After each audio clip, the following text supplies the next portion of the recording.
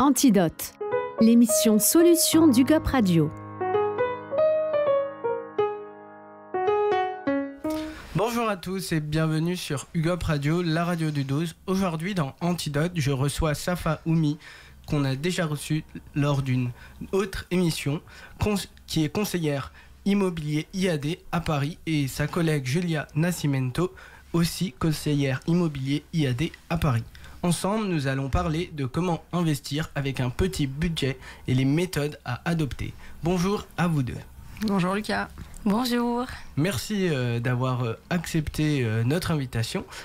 Simplement pour commencer, si vous deviez expliquer votre métier à un enfant de 5 ans, vous diriez quoi ? Je vais commencer. Alors l'exercice pour moi il est assez simple parce que j'ai un petit garçon de 7 ans, donc c'est vrai qu'il me pose aussi souvent la question. Pour faire très simple, nous sommes des personnes au service d'autres personnes dans le cadre de leur recherche de logement ou de leur projet immobilier, que ce soit pour de la location ou de la vente ou de l'achat. L'idée c'est d'accompagner nos clients d'un point de départ qui est un projet jusqu'à la concrétisation du projet, et en passant par toutes les étapes qui sont le conseil, l'accompagnement, le juridique et jusqu'à la remise des clés avec tout le côté accompagnement, décoration, installation, secteur des écoles. Voilà. Donc voilà. Enfin, moi, c'est comme ça que je l'expliquerais de mon côté. Accompagner les personnes à réaliser leurs rêves immobiliers, voilà. Vous êtes toutes les deux affiliées au réseau IAD. Pour ceux qui ne connaissent pas, ça veut dire quoi exactement et quelle est l'ambition de ce réseau par rapport à d'autres agences immobilières, par exemple ? Alors, IAD, ça veut dire immobilier à domicile. Et contrairement à des agences immobilières traditionnelles, nous, on est 100% digital. Et on a un accompagnement un peu différent que les agents des agences traditionnelles. On a un accompagnement un peu plus personnalisé. Ah. C'est ça, moi je dirais que l'ambition d'IAD, pour reprendre un peu ta question, c'est d'être le premier réseau de mandataires en France, mais aussi à l'international. IAD est une licorne, donc c'est une grosse structure qui a très vite grossi et qui a très vite pris dans son sillage comme ça plein d'indépendants qui avaient l'ambition de travailler en tant qu'entrepreneur dans le secteur de l'immobilier.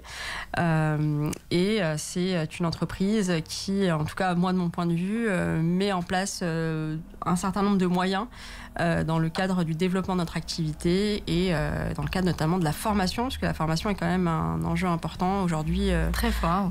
Quand on est indépendant, c'est bien d'être bien accompagné, bien formé, surtout sur tout ce qui concerne l'aspect juridique et l'aspect légal. On va rentrer dans le vif du sujet avec le petit budget. Quand on dispose d'un petit budget, existe-t-il des zones géographiques à privilégier pour investir ? Alors moi je dirais que oui. Après tout dépend de ce qu'on appelle un petit budget. Est-ce qu'il s'agit là d'un projet pour un investisseur ou pour un primo-accédant ?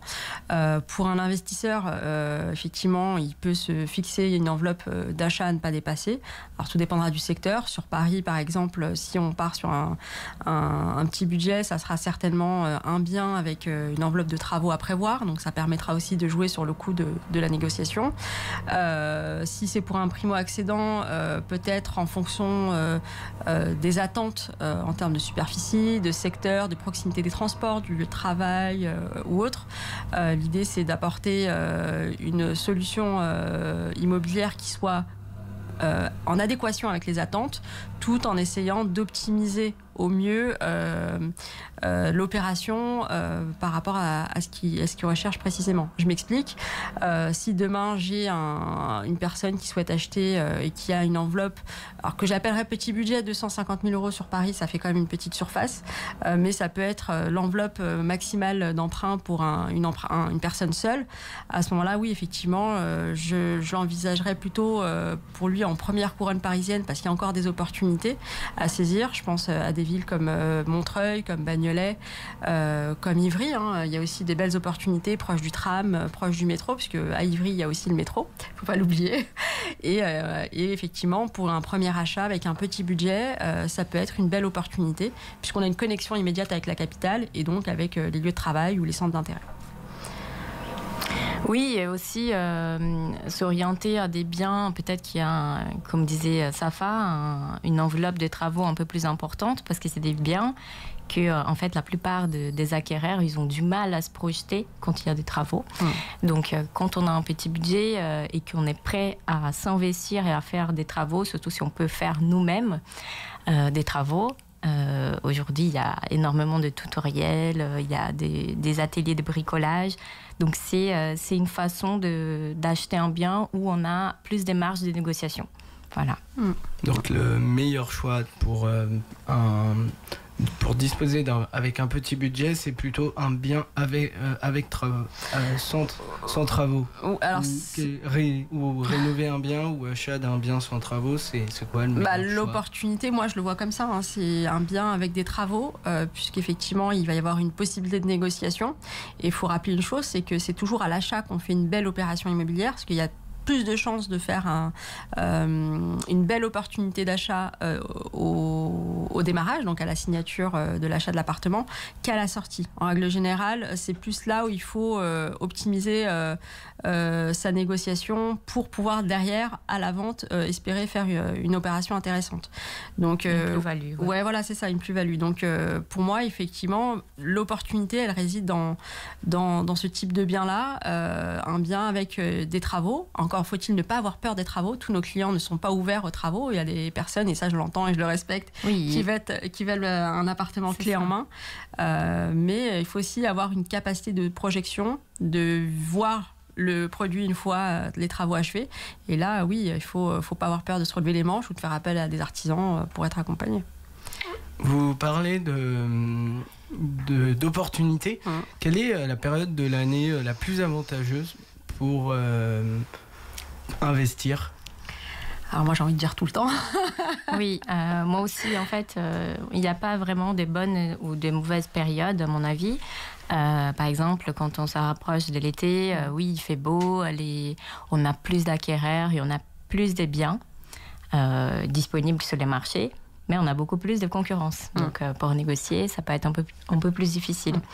En hiver, si on se rapproche, par exemple, de Noël, il fait moche. Donc, il y a moins de biens disponibles sur les marchés, mais peut-être qu'on a un peu plus de marge pour négocier. Mais encore une fois, la bonne période, c'est quand on trouve les biens qu'il nous faut, qui nous convient et qui répondent à un maximum de nos critères. Voilà. Je suis assez d'accord avec toi. Après, ça dépend si on se positionne. Là, tu parles d'achat. Donc, pour moi, la meilleure période pour acheter, c'est quand l'acquéreur est prêt et mature dans son projet d'achat, qu'il a bien validé et verrouillé l'aspect financier avec son partenaire bancaire. Et puis surtout, est-ce que le moment pour lui est opportun? Et effectivement, c'est en fonction de ça qu'on considérera que c'est la période ou pas. Mais effectivement, on a tendance à penser et à dire ce qui est vrai, c'est qu'au printemps, les acquéreurs reviennent. Nous, on le constate au quotidien, encore plus aujourd'hui avec les beaux jours. Les acheteurs reviennent parce qu'ils projettent aussi leur installation en septembre. Donc, sur les mois d'avril, mai, juin, en général, on a un peu plus de demandes de la part de nos acheteurs. Et aussi, on encourage nos clients vendeurs à se positionner plus sur cette période de l'année, parce qu'il y a une fenêtre qui est assez intéressante pour eux de pouvoir vendre et avec des acheteurs qui sont assez motivés à acheter aussi. Donc ça reste un moment assez intéressant. Oui, et je reviens sur le point que disait Safa. En effet, en fait, quand on démarre nos recherches, en fait, avant de démarrer, il faut d'abord bien étudier son dossier de financement, donc faire appel à un courtier ou contacter sa banque. Moi, je conseille de faire appel à un courtier et ensuite démarrer les recherches, mais pas faire d'abord les recherches et après on contacte un courtier, parce que quand la bonne opportunité elle se présente, on peut pas la louper. C'est ça. Donc il faut être prêt. C'est ça, et je compléterai juste avec les estimations qu'on peut faire en ligne. Pour moi, elles n'ont pas franchement de valeur parce qu'elles sont pas tout à fait réalistes. Parfois, les personnes essayent un peu de bricoler un projet et ils oublient parfois des prêts à la consommation, des choses qui viennent peser aussi sur l'endettement. Donc, pour moi, il faut confier son projet à un professionnel et éviter au maximum les estimations en ligne. Oui. En termes de chiffres, quel est le taux d'emprunt actuel ? Alors, moi, je suis une ancienne banquière, donc je vais te dire quelque chose que tu as peut-être déjà entendu, mais en fait, il faut comprendre qu'une banque, elle va octroyer un taux d'emprunt en fonction du profil de l'acheteur. Donc, elle va chercher à l'immobilier, les prêts immobiliers de façon générale sont un levier extraordinaire de fidélisation bancaire. Donc, elles vont, entre guillemets, chercher à draguer le client qui a le plus de revenus, parce qu'il va générer plus de flux, plus potentiellement d'ouverture de contrats, etc., etc. Il y aura plus de contreparties commerciales. Il faut rappeler que les banques de réseau sont des banques commerciales, donc elles génèrent aussi du PNB bancaire, et donc elles ont un besoin de rentabilité. Et donc, elles vont octroyer des taux plus intéressants en fonction des profils. Donc, je dis n'importe quoi, les revenus de plus de 100 000 euros auront accès à une grille de taux plus intéressante qu'un couple ou une personne qui gagne 50 000 euros à l'année. Donc ça, c'est un premier point. Après, le taux, lui, il va varier en fonction de la durée du financement. Donc là, sur nos derniers dossiers, alors je sais pas... Si c'est 10 ans, si c'est 15 ans, si c'est 20 ans, 25 ans... Ça variera en fonction du durée. Plus c'est long, plus les taux vont être élevés. Ouais, c'est ça, en fonction de la durée du projet. Là, sur un dernier dossier que j'ai sorti avec ma courtière, on était sur un très beau profil. On était plus autour des 3,15, 3,20. Voilà. Donc, sachant qu'on est sur un dossier courtier, et l'intérêt, encore une fois, pour les particuliers, pour mûrir leur projet de financement, en passant par un courtier, c'est que les courtiers passent directement par les pôles régionaux ou les départements qui vont leur octroyer une grille de taux plus intéressante que le conseiller bancaire en agence. Donc, c'est aussi ça qui est intéressant, c'est que les courtiers ont aussi du fait qu'ils font du volume. En fait, il y a un volume d'affaires. La contrepartie, c'est que les banques octroient des taux parfois plus intéressant. Après, ça, encore une fois, ça dépend du profil de l'acheteur, etc. Mais parfois, on a une vraie différence significative en fonction de si mon dossier est accompagné par un banquier, un conseiller bancaire en agence, ou si je suis accompagné par un courtier. Et là, c'est là où, effectivement, pour moi, les frais du courtier peuvent se justifier largement, puisqu'il y a une belle économie à la clé. Vous parlez de courtier. Si pour nos auditeurs qui pourraient ne pas connaître, qu'est-ce que c'est un courtier? Oui. Alors, tu veux l'expliquer? Je l'explique. Un courtier, c'est quelqu'un qui va nous aider à créer notre dossier des financements. Donc ça, c'est pas fait par un conseiller en immobilier, et qui va aller chercher la meilleure offre auprès des banques, des différentes banques. Je dis la meilleure offre parce que c'est pas forcément le meilleur taux. C'est les meilleurs projets adaptés pour chaque personne. Donc, c'est aussi les garanties plus intéressantes. Donc, voilà, moi, personnellement, pour mes achats immobiliers, j'ai toujours passé par un courtier. Ouais, et je compléterai la réponse de Julia en disant que le courtier, c'est aussi un partenaire qui va vous faire gagner énormément de temps en tant que particulier, puisque lui, il va venir sonder toutes les banques de la place pour vous. Donc, il y a un gain de temps à la clé aussi, et qui va aller vous chercher la meilleure condition de financement par rapport à votre projet et votre profil d'acheteur. Donc ça, c'est aussi une vraie valeur ajoutée en termes d'accompagnement et en termes d'économie, encore une fois, parce que l'immobilier, c'est des temps longs, donc c'est des gros financements derrière.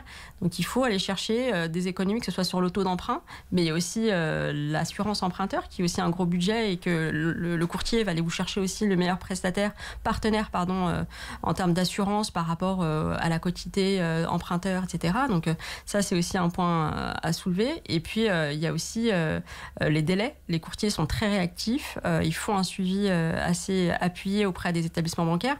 Donc, l'idée, c'est aussi de rester dans les temps de vente. Et eux, derrière, ils sont assez efficaces pour pouvoir vous sortir un dossier rapidement, en général.